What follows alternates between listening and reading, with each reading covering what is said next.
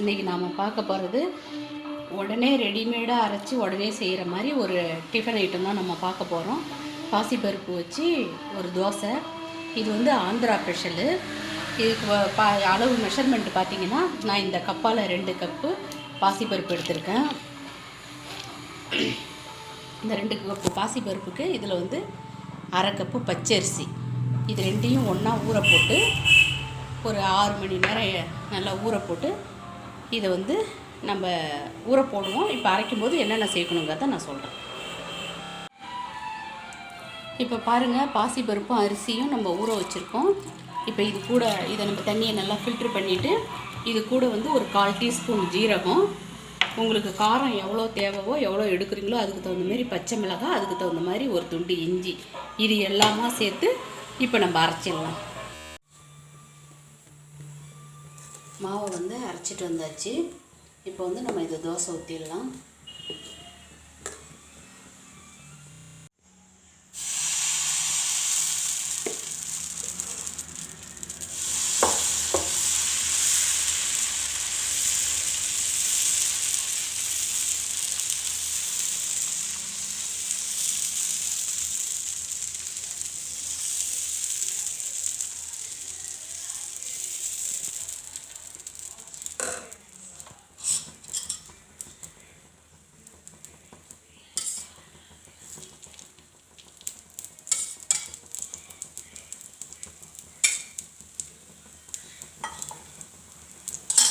இந்த மாதிரி நல்லா மெலிசாக ஊற்றிக்கிங்க.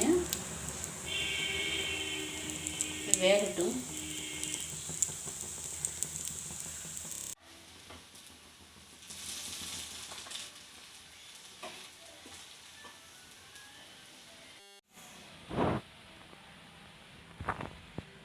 வெந்துருச்சு. இதை இப்போ எடுத்துடலாம்.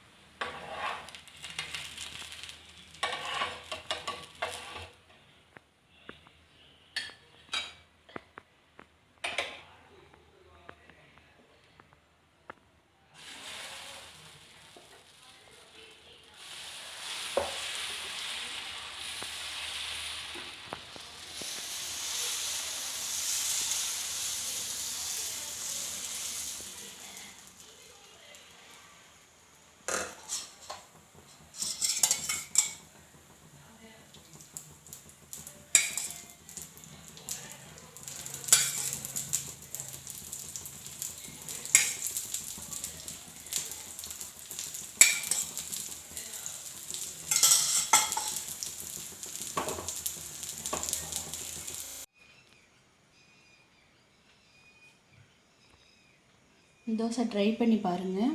இதுக்கு வந்து தக்காளி சட்னி ரொம்ப நல்லாயிருக்கும். தக்காளி சட்னி, தேங்காய் சட்னி, உங்களுக்கு என்ன சட்னி பிடிக்குதோ வச்சு சாப்பிட்லாம். ட்ரை பண்ணி பாருங்கள். ட்ரை பண்ணி பார்த்துட்டு சாப்பிட்டு பார்த்துட்டு கமெண்ட் சொல்லுங்கள். லைக் கொடுங்க, ஷேர் பண்ணுங்கள், மறக்காமல் சப்ஸ்கிரைப் பண்ணுங்கள். பாய்.